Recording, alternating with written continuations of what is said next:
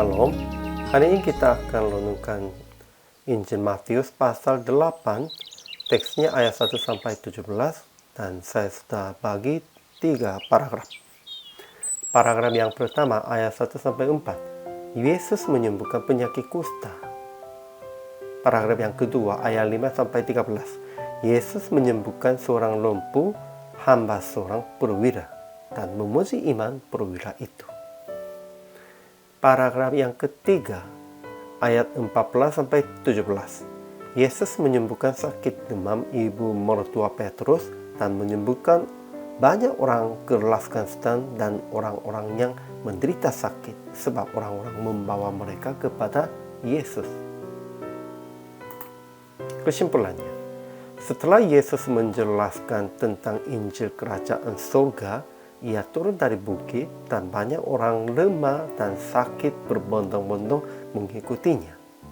Yesus menyembuhkan penyakit kusta dan orang lumpuh, ini hamba seorang perwira, juga menyembuhkan sakit demam ibu mertua Petrus.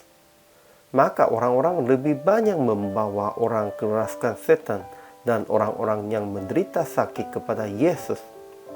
Dan Yesus menggenapi firman dari Yesaya. Dialah yang memikul kelemahan kita dan menanggung penyakit kita. Ajaran tentang Allah. Pertama, Yesus menyembuhkan orang penyakit kusta, orang lumpuh, hamba seorang perwira, dan sakit demam ibu mertua Petrus. Yesus sudah menyembuhkan semua penyakitnya. Kedua, Yesus memuji iman perwira dengan berkata, sesungguhnya iman sebesar ini tidak pernah aku jumpai pada seorang pun di antara orang Israel. Ketiga, Yesus menggenapi firman dari Yesaya. Dialah yang memikul kelemahan kita dan menanggung penyakit kita. Ajaran tentang manusianya. Pertama, seorang penyakit kusta datang kepada Yesus dengan percaya bahwa Yesus akan menyembuhkan dia. Maka dia berkata, Tuhan, jika Tuhan mau, Tuhan dapat mentahirkan aku. Kedua, seorang perwira datang kepada Yesus untuk memohon akan menyembuhkan hambanya yang sakit lumpuh. Dia berkata, katakan saja sepatah kata, maka hambaku itu akan sembuh. Ketiga, ibu mertua Petrus yang penyakit demam disembuhkan pada waktu Yesus memegang tangannya, kemudian dia bangun dan melayani dia.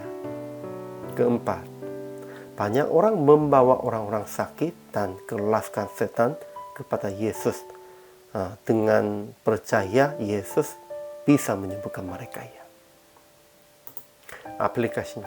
Pertama, datanglah kepada Yesus dengan percaya bahwa Yesus akan menyembuhkan semua penyakit kita. Memang Yesus semuanya bisa, dia layak dan bisa sanggup. Kedua, membawa semua orang yang sakit jasmani maupun orang yang sakit secara rohani kepada Yesus, karena Ia sanggup menyembuhkan kita.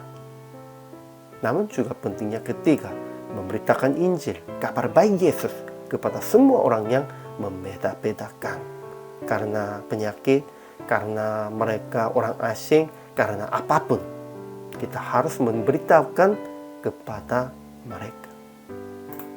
Jadi PR praktek hari ininya memberitakan kabar baik Yesus kepada orang-orang yang membeda-bedakan, supaya mereka juga diselamatkannya dan datang kepada Yesus dengan mereka, supaya kita memuji Tuhan dan beribadah kepada Tuhan dan diberkati di hadapan Tuhan. Inilah kewajiban hamba Tuhan.